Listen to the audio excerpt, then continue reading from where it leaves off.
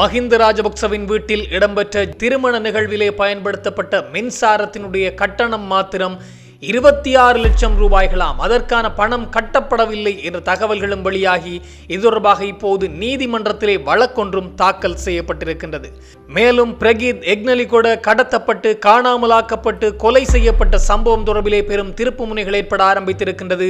விடுதலை புலிகளின் முன்னாள் விடுதலை புலி உறுப்பினர் ஒருவரிடம், சுரேஷ்குமார் என்று சொல்லப்படுகின்ற, முரளி என்று சொல்லப்படுகின்ற விடுதலை புலி உறுப்பினரிடம் இப்போது வாக்குமூலங்களை பெறுவதற்காக நீதிமன்றம் நேற்றைய தினம் உத்தரவு வழங்கியிருக்கின்றது. மேலும் கோட்டாபய ராஜபக்சவுக்கு எதிராக அவருடைய சொந்த சகோதரியின் மகனே இப்போது வாக்குமூலம் வழங்கியிருக்கின்றாராம் என்ற செய்திகளும் பார்க்க கிடைத்திருந்தது. இந்த விடயங்கள் பற்றித்தான் இந்த தொகுப்பினூடாக முழுமையாக பேசப் போகின்றோம். அன்புறவுகள் எல்லோருக்குமே வணக்கம்.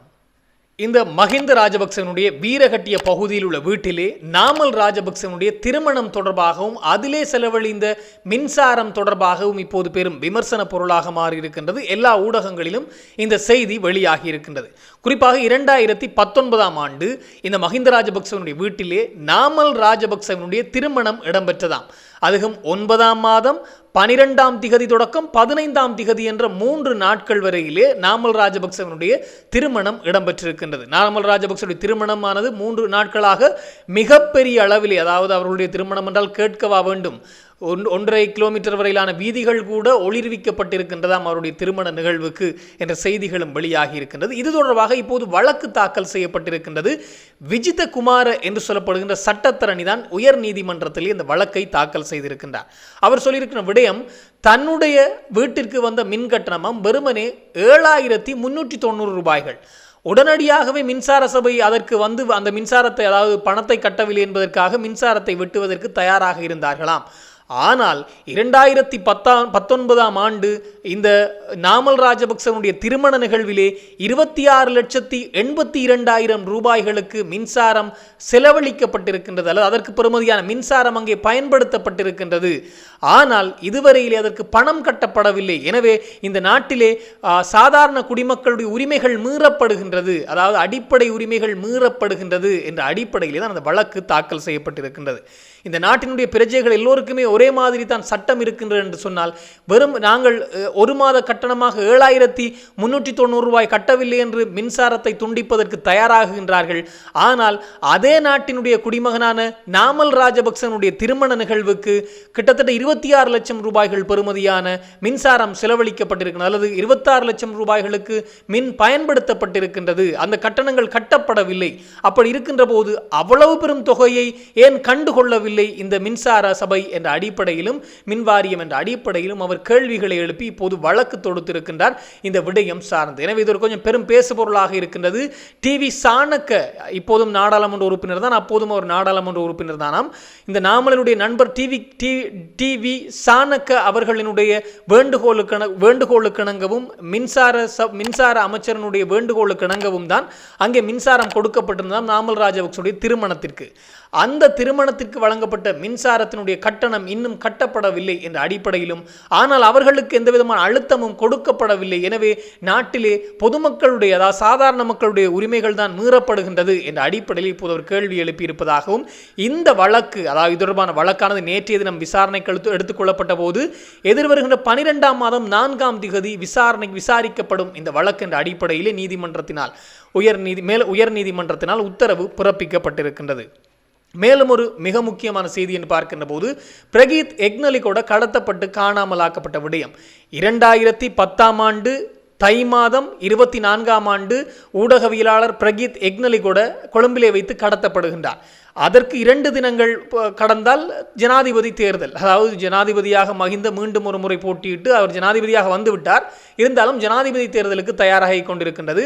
ஜனாதிபதி தேர்தலுக்கு 2 தினங்களுக்கு முன்னர் பிரகீத் எக்னலிகொட கடத்தப்பட்டு காணாமலாக்கப்படுகின்றார். இன்றளவுக்கும் அவர் எங்கே இருக்கின்றார் என்று தெரியாது. ஆனால் வெளிநாட்டில் இருந்து கொண்டு இந்த ஒரு வெளிநாட்டில் இருந்து கொண்டு ஒரு இராணுவ சிப்பாய் ஒரு தகவலை கொடுத்திருந்தார். அதாவது கடற்படை சிப்பாய் ஒரு தகவலை தென்னிலங்கை ஒரு யூடியூப் சமூக வலைத்தளம், குறிப்பாக இந்த சுதா கிரியேஷன் என்று சொல்லப்படுகின்ற யூடியூப் சமூக வலைத்தளத்திற்கு அந்த செவ்வியை கொடுத்திருந்தார். அந்த நேர்காணலை அவர் சொல்லியிருந்த விடயமானது, இங்கே பிரகீத் எக்னலிகொட கடத்தப்பட்டு கிரித்தலை முகாமுக்கு கொண்டு வரப்பட்டு பின்னர் மட்டக்களப்புக்கு கொண்டு வரப்பட்டு எருமைத்தீவுக்கு கொண்டு செல்லப்பட்டு அங்கே 3 தரம் சுட்டு புதைக்கப்பட்டு விட்டார் என்ற தகவலை சொல்லியிருந்தார். இது கடந்த வருடம் முழுவதும் பெரும் பேசுபொருளாக இருந்த விடயம். அவருடைய அந்த நேர்காணலானது பேசுபொருளாக இருந்தது. இவருக்கு எப்படி தெரியும் என்று கேட்டால் அந்த பிரியசாந்த என்று சொல்லப்படுகின்ற அந்த கடற்படை சிப்பாயும் அந்த எருமைத்தீவுக்கு அந்த நபரை கொண்டு போயிருந்தாராம் என்று சொல்லி இருக்கின்றார். அதாவது தானும் அந்த குழுவிலே இணைந்து கொண்டேன் அல்லது இணைத்துக் கொள்ளப்பட்டேன் என்றும் தனக்கு அப்போது இது பிரகீத் எக்னலிகொட என்று தெரியாது, மாறாக யார் என்றே தெரியாது, ஆனால் ஒருவரை கொண்டு வந்திருக்கின்றார்கள், சுட்டு புதைத்தோம் என்ற அடிப்படையிலும் அதை செய்தவர், அதாவது அதன் பிற்பட்ட காலத்திலே தான் ஒரு செயலாளருடைய உத்தரவுக்கிணங்க அதை செய்தோம் என்று அந்த வேலையை செய்தவர் அல்லது அதிலிருந்து அந்த குழுவில் மிக முக்கியமான அதிகாரி தன்னிடம் தெரிவித்ததாகவும் அவரை சுட்டு புதைத்தவர் பிற்பட்ட நாட்களிலே மர்மமான முறையிலே மரணமடைந்தார் என்ற அடிப்படையிலான கருத்துக்களை இந்த பிரியசாந்த் என்று சொல்லப்படுகிற கடற்படை சிப்பாய் தெரிவித்து பெரும் பேசுபொருளாக மாறியிருந்தது. எனவே எருமைத்தீவிலே அவர் புதைக்கப்பட்டு விட்டார் என்ற அடிப்படையிலான கருத்து. ஆனால் இது தொடர்பாக இப்போது விசாரணைகள் தீவிரப்படுத்தப்பட்டிருக்கின்ற போதுதான் நேற்றைய தினம் 24ஆம் தேதியும் இந்த வழக்கு இது தொடர்பான விடயம் ஒன்று பேசுபொருளாக மாறியிருக்கின்றது. குறிப்பாக பிரகீத் எக்னலிகொட அவர்கள் கடத்தப்பட்டு காணாமலாக்கப்பட்ட விடயம் சார்ந்து 4வது சாட்சியமாக கருதப்படுகின்ற முன்னாள் விடுதலை புலிகள் உறுப்பினராக இருந்த இந்த சுரேஷ்குமார் என்று சொல்லப்படுகின்ற முரளி, இந்த சுரேஷ்குமார் என்று சொல்லப்படுகிற முரளியிடம் மீண்டும் ஒரு முறை வாக்குமூலங்களை பதிவு செய்வதற்கு நேற்றைய தினம் 3 அடங்கிய மேல் நீதிமன்றம் உத்தரவு பிறப்பித்திருக்கின்றது. குற்றத்தடுப்பு விசாரணை பிரிவுக்கு அல்லது சட்டமாதிபர் திணைக்களம் சார்பிலே தான் முன்னிலையாக இருந்தார்கள். அவர்களுக்கு இப்போது உத்தரவு பிறப்பிக்கப்பட்டிருக்கின்றது மீண்டும் ஒரு முறை வாக்குமூலங்களை பெறுவதற்கு. ஏன் எதற்காக என்று பார்க்கின்ற போது தொடக்கத்திலே குற்றத்தடுப்பு விசாரணை பிரிவுக்கு அவர் ஒரு வாக்குமூலத்தை வழங்கியிருந்தார். பின்னர் ஹோமாகம நீதிமன்றத்திற்கும் ஒரு வாக்குமூலங்களை வழங்குகின்ற போது குற்றத்தடுப்பு விசாரணை பிரிவுக்கு வழங்கிய வாக்குமூலமும் ஹோமாகம நீதிமன்றத்துக்கு வழங்கிய வாக்குமூலமும் முரணாக இருந்ததாம். அதாவது தான் சிலருடைய அழுத்தம் காரணமாக அந்த வாக்குமூலங்களை வழங்கி இருந்தேன் என்று பிற்பட்ட நாட்களிலே சொல்லி மீண்டும் எனக்கு வாக்குமூலம் வழங்க எனக்கு அனுமதி தர வேண்டும் என்று கேட்கப்பட்டு இப்போது வாக்குமூலம் வழங்க அனுமதி வழங்கப்பட்டிருக்கின்றது. எனவே இந்த நபருடைய வாக்குமூலத்திற்கிணங்கத்தான் சம்மி குமாரரத்ன என்று சொல்லப்படுகின்ற புலனாய்வு பிரிவு அதிகாரியாக, இராணுவத்தினுடைய புலனாய்வு பிரிவு அதிகாரியாக இருந்த மிக முக்கியமாக லெப்டினன்டாக இருந்த அந்த சம்மி குமார உட்பட மொத்தம் 9 இராணுவ புலனாய்வு அதிகாரிகள் கைது செய்யப்பட்டு சிறை வைக்கப்பட்டிருந்தார்கள். இந்த முரளி என்று சொல்லப்படுகிற சுரேஷ்குமாருடைய வாக்குமூலத்திற்கிணங்கத்தான். இவர் ஏன் வாக்குமூலத்தை மாற்றி சொன்னார் என்றால் இவருக்கு கடுமையான அழுத்தங்கள் பிறப்பிக்கப்பட்டிருக்கிறது. அந்த வழக்கம் திருகோணமலை நீதிமன்றத்திலே நிலுவையில் இருப்பதாக சொல்லப்பட்டிருக்கிறது. குறிப்பாக இந்த சம்மி குமாரரத்ன உட்பட பல இராணுவ அதிகாரிகளினால் உன்னை கொலை செய்து விடுவோம், இதிலே சாட்சியம் வழங்கினால் என்ற அடிப்படையிலே தொலைபேசியூடாக மிரட்டல்கள் கொடுக்கப்பட்டு அந்த தொலைபேசி அழைப்பு கூட அந்த இராணுவ அதிகாரியுடையதுதான் என்பதும் கண்டுபிடிக்கப்பட்டு விட்டது. எனவே இந்த வழக்கு தொடர்பாக பெரும் பேசுபொருளாக இருக்கிறது. காரணம் 4வது சாட்சியமாக இருக்கின்றாராம் இந்த சுரேஷ்குமார் என்று சொல்லப்படுகின்ற முரளி. எனவே அவரிடம் மீண்டும் ஒரு முறை இந்த எக்னலிகொட வழக்கு சார்ந்து அதிலே தெரிந்த விடயங்கள் சார்ந்தும் வாக்குமூலங்களை பெறுவதற்காக இப்போது உத்தரவு பிறப்பிக்கப்பட்டிருக்கின்றது.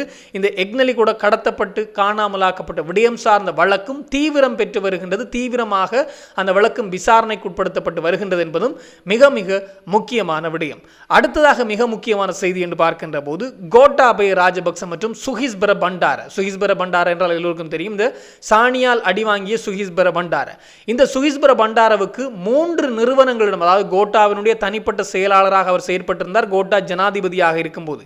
அந்த காலகட்டங்களிலே 3 நிறுவனங்களினூடாக அவருக்கு சம்பளம் சென்று கொண்டிருந்தது என்று தகவல் இருந்தது. வெவ்வேறு பகுதிகளினூடாகவும் அவருக்கு சம்பளம் கிடைக்க பெற்றது என்ற அடிப்படையிலும் 24 மில்லியன்கள் வரையிலே 24 கோடிகள் வரையிலே அரச நிதி இதனால் செலவழிக்கப்பட்டிருக்கின்றது பல்வேறு சம்பவங்கள் என்ற அடிப்படையிலும் அவர் மீது குற்றம் சுமத்தப்பட்டிருந்ததாம். இது தொடர்பாக கோட்டாபய அந்த சுஹிஸ்பர பண்டாரிடம் நடத்தப்பட்ட விசாரணைகளை சுஹிஸ்பர பண்டார சொல்லியிருக்கின்றார். எனக்கு அப்படி ஒரு சம்பளமும் வழங்கப்படவில்லை, நான் தொண்டு அடிப்படையிலே தான் வேலை செய்தேன் என்ற அடிப்படையில் சொன்னதனால் கோட்டாவிடமும் வாக்குமூலங்கள் அதாவது கோட்டாவையும் வாக்குமூலம் பெறுவதற்கு அழைக்கப்பட்டிருந்ததாம். இந்த விடயத்தை ஐபிசி தமிழ் ஊடகத்திலே பார்க்க கிடைத்திருந்தது. கோட்டாவிடமும் வாக்குமூலம் பதிவு செய்யப்பட்டிருந்ததாம். கோட்டா குறிப்பிட்டிருந்தாராம், நான் சுஹிஸ்பர பண்டாரவுக்கு அல்ல, மாறாக தன்னுடைய மருமகனுக்கு, அதாவது இந்த ராஜபக்சக்களுக்கு 3 சகோதரிகள் இருக்கின்றார்கள். கோட்டாவுக்கு மஹிந்தவுக்கெல்லாம் 3 சகோதரிகள். நாங்கள் பார்த்ததெல்லாம் சமல் ராஜபக்ச, மஹிந்த ராஜபக்ச, பெசில் ராஜபக்ச, கோட்டாபய ராஜபக்ச என்றுதான் பார்த்தோம். அவர்களுக்கு இன்னும் 3 பெண் அதாவது சகோதரிகள் இருக்கின்றார்களாம். அதிலே ஒரு சகோதரியுடைய மகனுக்கு நான் அந்த சம்பளத்தை கொடுத்தேன் என்ற அடிப்படையிலே கோட்டா வாக்குமூலம் வழங்கியதாக அந்த ஊடகத்திலேருந்து செய்தி குறிப்பிடப்பட்டிருக்கின்றது.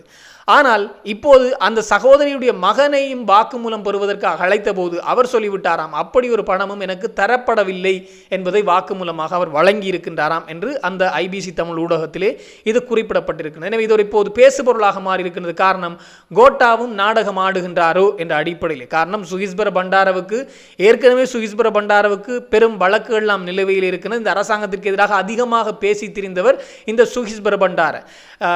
இந்த சுகிஸ்பர பண்டார அப்படி பேசி திரிகின்ற போது இவர் உள்ளே போகின்றார் என்று எல்லோருக்கும் தெரிந்திருந்த விடயம்தான். அப்படி சொல்லப்பட்டு 1 மாதங்கள் 2 மாதங்களுக்குள்ளே சுகிஸ்பர பண்டார இந்த 3 இந்த தனிப்பட்ட செயலாளராக இருக்கும்போது, கோட்டாவினுடைய தனிப்பட்ட செயலாளராக இருக்கின்ற போது 3 அரச நிறுவனங்களினூடாக, அதான் மிக முக்கியமான விடயம், அரசிடமிருந்து 3 நிறுவனங்களினூடாக இவருக்கு சம்பளம் போயிருக்கின்றது என்ற தகவல் கிடைத்து கைது செய்யப்பட்டு சிறை வைக்கப்பட்டிருந்தார். இப்போதும் அவர் சிறையிலே தான் இருக்கின்றார் என்பது மிக முக்கியமான விடயம். சுகிஸ்பர பண்டார தொடர்ந்தும் அவருக்கு விளக்கமறியல் நீடிக்கப்பட்டு வருவதாகத்தான் அறிய கிடைத்திருந்தது. எனவே அந்த விடயம் சார்ந்துதான் இப்போது கோட்டாவினுடைய மருமகனும் கோட்டாவுக்கு எதிராக வாக்குமூலம் வழங்கி இருப்பதாக செய்திகள் வெளியாகி இருக்கின்றது. இது தொடர்பாக இன்னும் பல தகவல்கள் வருகின்ற போது உடனுக்குடன் தெளிவுபடுத்த நானும் தயாராக இருக்கிறேன். இன்னும் ஒரு தொகுப்போடு சந்திக்கலாம். உங்களிடம் விடைபெறும் நான் என்றும் உங்கள் அன்பின் ஈழன். வணக்கம்.